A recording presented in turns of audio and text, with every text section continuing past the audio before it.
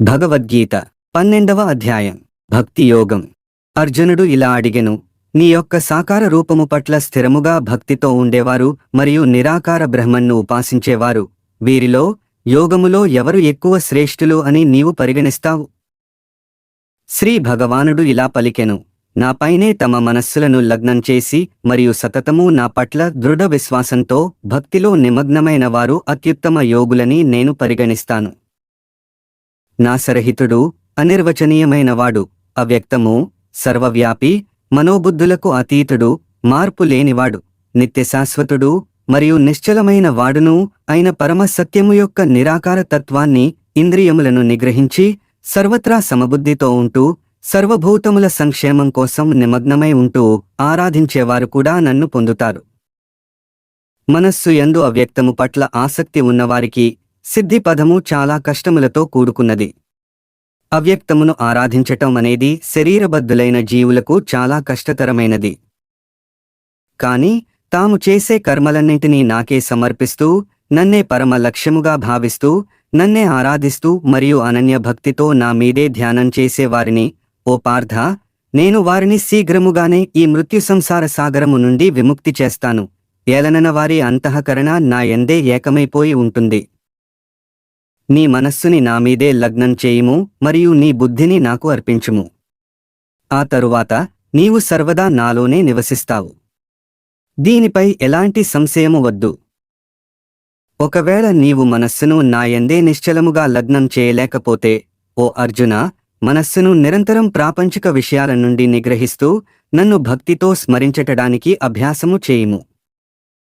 నన్ను భక్తితో స్మరించే అభ్యాసం చేయలేకపోతే నాకోసమే పనులు చేయటానికి ప్రయత్నం చేయుము. ఈ విధంగా భక్తియుక్త సేవ చేయటం వలన నీవు పరిపూర్ణ స్థాయిని చేరుకోగలవు. ఒకవేళ నీవు నా కొరకై భక్తితో పని చేయుట కూడా చేయలేకపోతే, నీ కర్మ ఫలములను త్యజించుటకు ప్రయత్నించుము మరియు ఆత్మయందే స్థితుడవై ఉండుము. యాంత్రికమైన అభ్యాసము కంటే జ్ఞానము మంచిది, జ్ఞానము కంటే ధ్యానము శ్రేష్టమైనది. ధ్యానము కంటే కర్మ ఫల త్యాగము మెరుగైనది, ఎందుకంటే ఇటువంటి త్యాగము చేసిన వెంటనే శాంతి లభించును. ఏ భక్తులైతే సమస్త ప్రాణుల పట్ల ద్వేషభావన లేకుండా మైత్రితో స్నేహపూరితముగా మరియు కారుణ్యముతో ఉంటారో వారు నాకు చాలా ప్రియమైనవారు. వారు ఆస్తి ధనముపై మమకార ఆసక్తి రహితముగా ఉంటారు మరియు అహంకారము లేకుండా సుఖదుఃఖముల రెండింటి యందు ఒకే విధంగా ఉంటారు మరియు సర్వదా క్షమించే మనస్సుతో ఉంటారు. వారు ఎల్లప్పుడూ తృప్తితో, భక్తితో నాతోనే ఏకమై ఆత్మనిగ్రహంతో, దృఢసంకల్పంతో మరియు మనోబుద్ధులను నాకే అర్పించి ఉంటారు.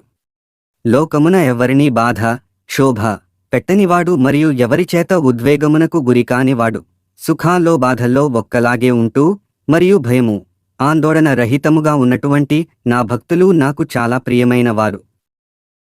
ప్రాపంచిక లాభముల పట్ల అనాసక్తతతో ఉండి, బాహ్యాంతరములలో పవిత్రంగా ఉండి, దక్షతతో, ఉదాసీనంగా, కలతలు లేకుండా మరియు అన్ని వ్యవహారములలో స్వార్థచింతన లేకుండా ఉన్నటువంటి నా భక్తులు నాకు చాలా ప్రియమైనవారు.